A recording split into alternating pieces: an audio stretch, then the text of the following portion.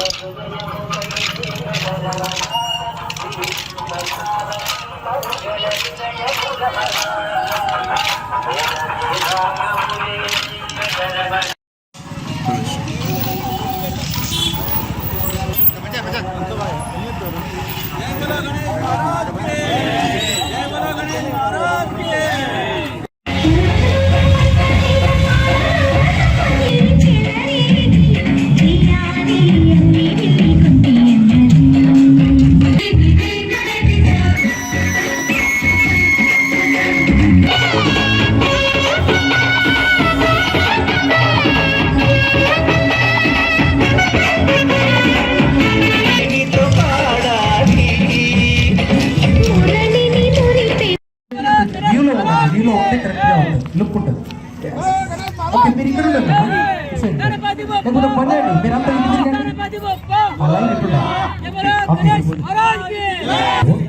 పెద్దగా వాళ్ళు కొంచెం మరొకసారి జై బోలో గణేష్ మహారాజ్ కి కన్నయ్య కన్నయ్య ఒకసారి జై బోలో గణేష్ మహారాజ్ చెప్పు.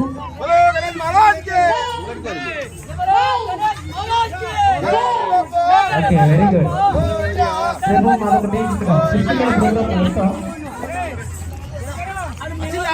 మనకు తీసుకొస్తున్నారు అండ్ సాక్షాత్ వారు petrol very good super great చిన్నపిల్లలందరూ ఒకసారి వారికి గట్టిగా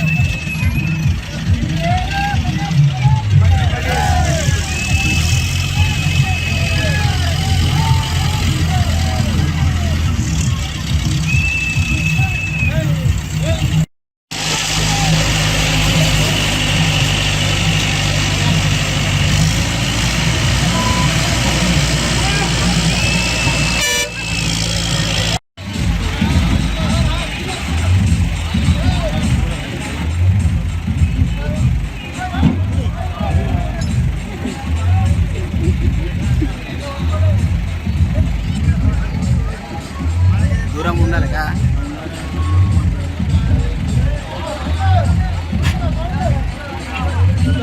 జరగండి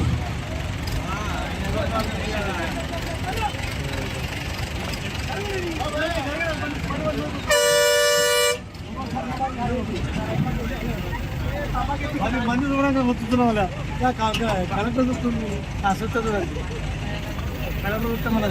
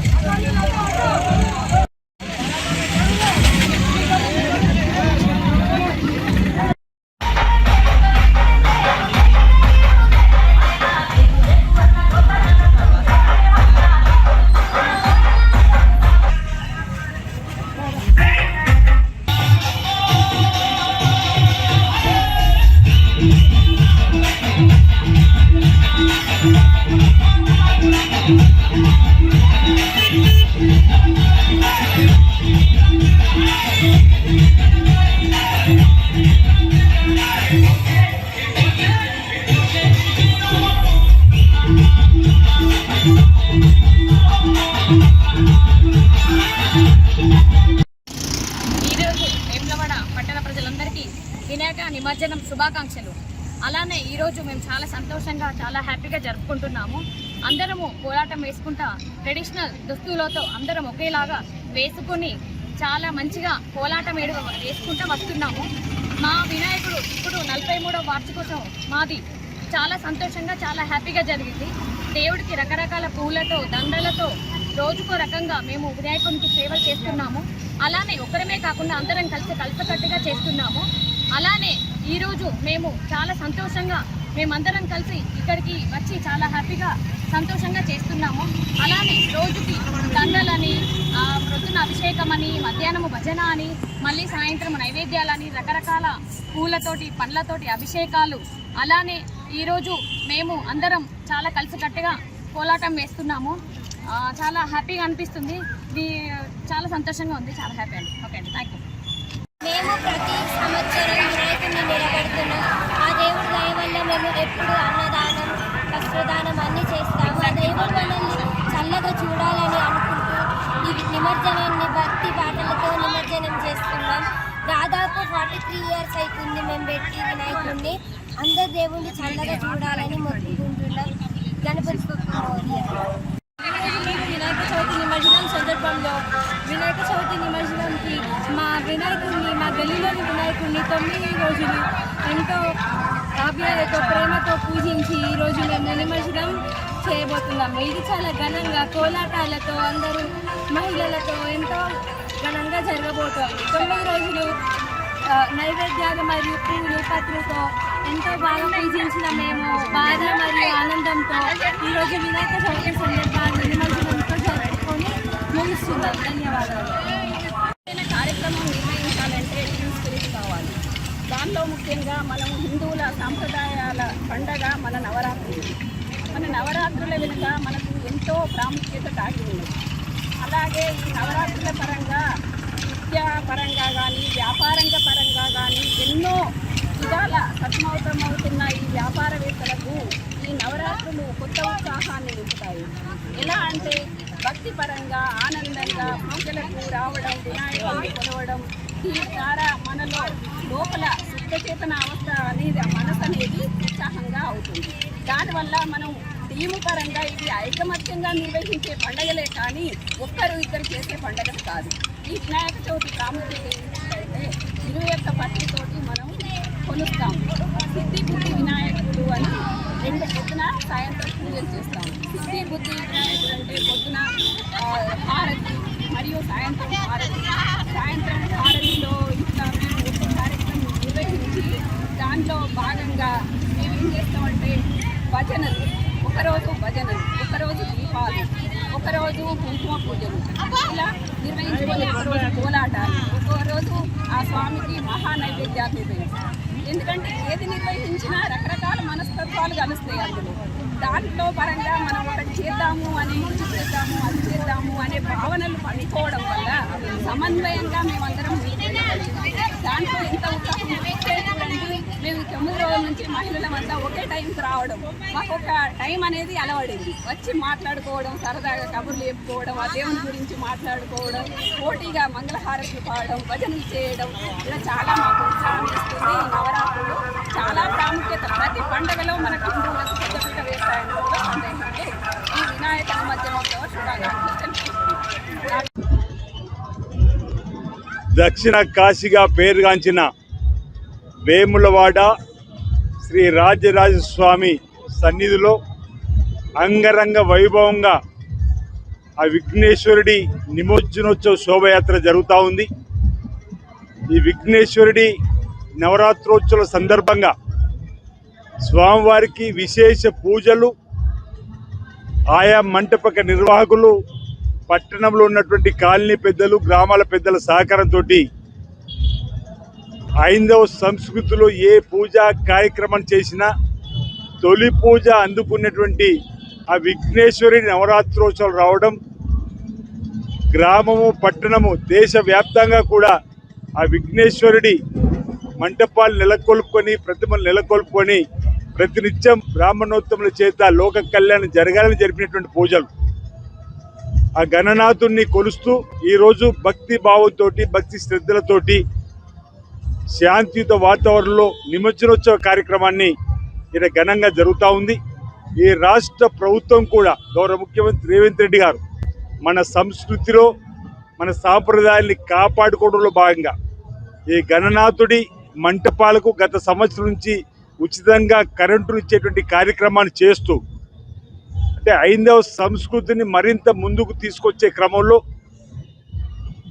రాష్ట్ర ప్రభుత్వం తోడుగా ఉండేటువంటి కార్యక్రమాల సందర్భాన్ని గుర్తు చేస్తూ ఎలాంటి విఘ్నాలు తలెత్తకుండా చూడు తండ్రి అని ఆ గణనాథుడిని వేడుకుంటూ ఎలాంటి విఘ్నాలు తలెత్తకుండా ప్రతి ఒక్క కుటుంబం కూడా సుఖమయ జీవితంతో ఆనందమయ జీవితంతో అశ్చర్యంతో ఆయుర్వేదంతో ముందుకు సాగాలని, సకాలంలో చక్కటి వర్షాలు బ్రహ్మాండంగా కురిసి పాడి పంట బ్రహ్మాండంగా పండాలని ఈ నిమజ్జనోత్సవం సందర్భంగా గణనాథుడిని వేడుకుంటూ పిల్ల పాప ఈరోజు ప్రతి వాడలో కూడా ఓ పండగ వాతావరణం. మనకు ప్రతి ఏటా దసరా, దీపావళి, బతుకమ్మ, అదేవిధంగా ఈ గణనాథుని నవరాత్రులు వచ్చినాయంటే అందరూ కూడా ఆనందంతో జరుపుకున్నటువంటి పండుగలలో ఈరోజు కూడా భక్తిభావం కనిపిస్తూ ఉందని మాట సందర్భంగా చెప్తూ ఆ పరమేశ్వరుడు ఆశీస్సులు కూడా అందరికీ అందాలని, వేరే రాజన్న ఆశీస్సులు కూడా అందరికీ అందాలని ఈ సందర్భంగా కోరుకుంటూ